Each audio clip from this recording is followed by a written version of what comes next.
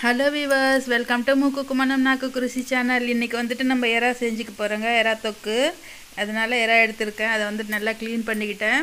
Clean பண்ணிவிட்டு அது stove மேலே வச்சுக்கிட்டு கொஞ்சமாக உப்பு போட்டுக்கிட்டேங்க. கொஞ்சம் மஞ்சள்தூள் போட்டிருக்கேன். இதை வந்துட்டு கொஞ்சமாக இது மாதிரி வேக வச்சுக்கலாம். தண்ணி விடாமல் அதில் இருக்கிற தண்ணியே சரியாக போயிடுங்க. இது மாதிரி கொஞ்சம் வேக வச்சுக்கணும். அந்த தண்ணி கொஞ்சம் கம்மியாக வர வரைக்கும்.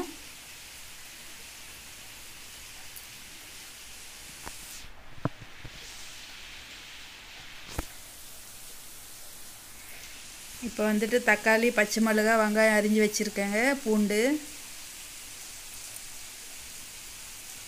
எறா நல்லா வேக வச்சுக்கிட்டு அந்த தண்ணி வடிகட்டிட்டு வெறும் அந்த எறா மட்டும் எடுத்து வச்சுருக்கேன். இப்போ கடாயை வச்சுக்கிட்டேங்க. ஸ்டவ் ஆன் பண்ணிக்கிட்டேன். அதில் வந்துட்டு எண்ணெய் விட்டுக்கிட்டு சோம்பு, பட்டை போட்டிருக்கேங்க. கொஞ்சமாக கருவேப்பிலை,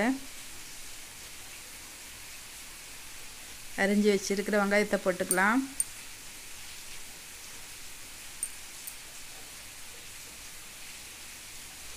பூண்டையும் போட்டாச்சுங்க. இந்த பூண்டு வந்துட்டு எவ்வளோ போடுறோமோ அவ்வளோ சுவையாக இருக்கும். கொஞ்சமாக உப்பு போட்டுக்கலாம். வெங்காயம் சீக்கிரமாக ஃப்ரை ஆகி வரும். பச்சை மிளகாய் போட்டுக்கிட்டேன். எல்லாத்தையும் கொஞ்சம் நல்லா இது மாதிரி வதக்கிக்கலாம்.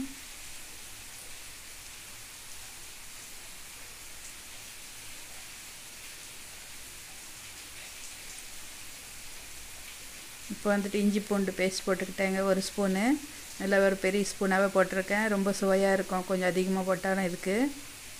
இது அந்த பச்சை மணம் போகிற வரைக்கும் நல்லா இது மாதிரி வதக்கிக்கலாம்.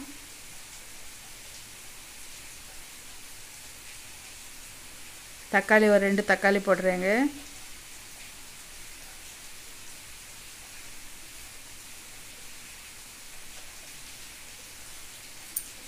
நமக்கு இந்த தக்காளி கூட நல்லா கிரேவி கொடுக்குங்க. கொஞ்சம் சுவைக்கு சுவையும் இருக்கும்.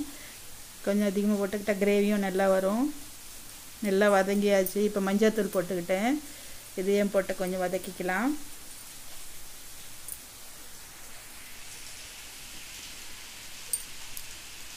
இப்போ தனியா பொடி போட்டேங்க.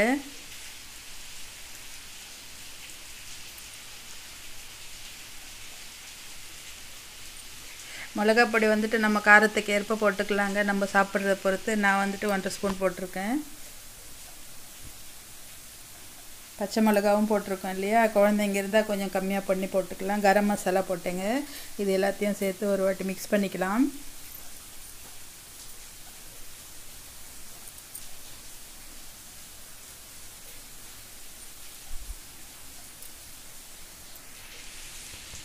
நல்லா தொக்கு மாதிரி ஆயிடுச்சு பாருங்கள். இது மாதிரி வதக்கிக்கணும். இப்போ வந்துட்டு நம்ம வேக வச்ச இறால போட்டுக்கலாம்.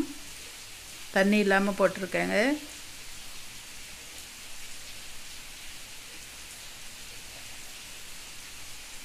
இதையும் நல்லா மிக்ஸ் பண்ணிக்கணும்.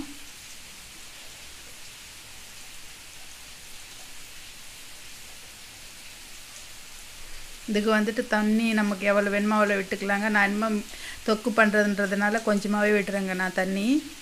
நம்ம குழம்புக்குன்னா கொஞ்சம் நிறையவே விட்டு செஞ்சுக்கலாம்.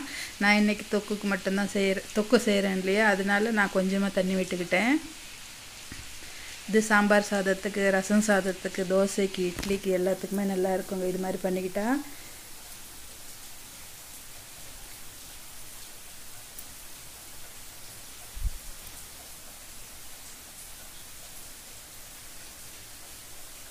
நல்லா சுண்டி வந்துடுச்சு பாருங்கள். நம்ம எறா கிரேவி ரெடி ஆகிடுச்சு. நீங்களும் இதே மாதிரி செஞ்சு பாருங்கள். ரொம்ப சுவையாக இருக்கும். நம்ம சேனல் சப்ஸ்கிரைப் பண்ணிக்கோங்க, லைக் பண்ணுங்கள், உங்கள் ஃப்ரெண்ட்ஸுக்கு ஷேர் பண்ணுங்கள். இது சுட சுட சாதத்துக்கு போட்டு சாப்பிட்டோம்னா ரொம்பவும் சுவையாக இருக்குங்க. தயிர் சாதத்துக்கு தொட்டுக்கிட்டு கூட சாப்பிட்லாங்க. எல்லாத்துக்குமே செட் ஆகும்.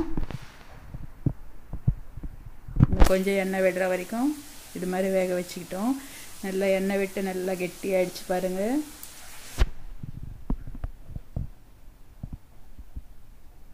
இதே மாதிரி நீங்களும் செஞ்சு பாருங்கள். நாங்களும் இது எறா தொக்கோடு என்ஜாய் பண்ணுறோம் சாதத்தோடு சேர்த்து. நீங்களும் இதே மாதிரி செஞ்சு சாப்பிட்டு எப்படி வந்தது கமெண்ட் செக்ஷனில் கமெண்ட் பண்ணுங்கள். ஓகே வீவர்ஸ், பாய்.